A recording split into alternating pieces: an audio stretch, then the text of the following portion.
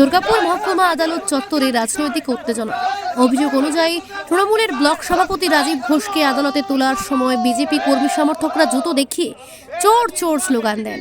পরিস্থিতি নিয়ন্ত্রণে আনতে বিশেষ কেন্দ্রীয় পুলিশ বাহিনী মোতায়েন করা হয়।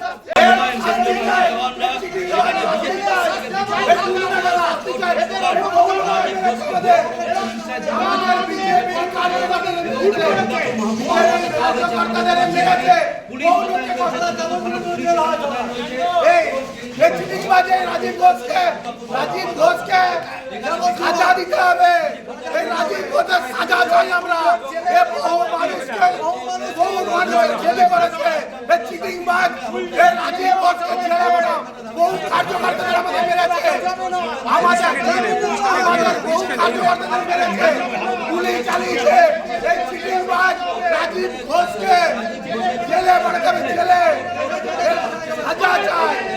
চিটিংবাজ রাজীব ঘোষের সাজা চাই। আমাদের অত্যাচার করেছে। বিজেপির দাবি, দীর্ঘদিন ধরে এলাকায় সন্ত্রাস, তোলাবাজি এবং রাজনৈতিক অত্যাচারের সঙ্গে যুক্ত ছিলেন রাজীব ঘোষ। জেলা বিজেপির মুখপাত্র সুমন্ত মণ্ডল অভিযোগ করেন যে সাধারণ মানুষকে ভয় দেখিয়ে এবং দুর্নীতির মাধ্যমে তিনি প্রভাব বিস্তার করতেন। আদালতে মামলা শুনানি ও পুলিশের তদন্তের পরেই পরবর্তী পরিস্থিতি স্পষ্ট হবে।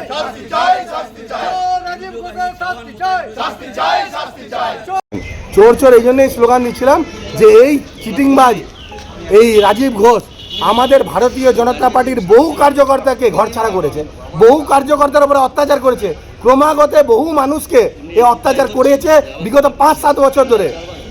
যে কুমারমঙ্গলা পার্কে গুলি চালানোর ঘটনা ঘটেছিল এনার নেতৃত্বে ঘটেছিল, বহু কার্যকর্তার বাড়িতে বোম রাখার মতো ঘটনা ঘটিয়েছে।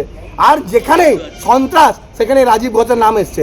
এই সন্ত্রাসবাদী এই চিটিংবাজ লোককে আগামী দিনে জেলের ভেতরে স্থান হবে, বাইরে কোনো স্থান নেই। এই জন্য একে, আর আমাদের তো পুলিশের কাছে একটা কমপ্লেন আছে, এ তো কোমরে দড়ি দিয়ে টানতে টানতে ঢোকানো উচিত ছিল। গাড়ির ভেতরে মুখ লুকিয়ে একে মুখ লুকিয়ে নিয়ে আসা নয়। এ লোকে মুখ লুকিয়ে যে নিয়ে আসছে না, এ তো মুখ দেখানোর যোগ্যতা নেই। আর সরকারি তেল খরচা করে গাড়িতে চাপিয়ে নিয়ে আসবে, একে কোমরে দড়ি দিয়ে টানতে টানতে ভেতরে নিয়ে যাওয়া উচিত ছিল। এই চিটিংবাজ জুতো এই জন্য দেখালাম, কারণ হচ্ছে এই জুতো খাওয়ারই যোগ্য, আর জুতোই মারবো এদেরকে, এইরকম চিটিংবাজদের। আমার নাম সুমন্ত মণ্ডল, ভারতীয় জনতা পার্টির জেলা মুখপাত্র।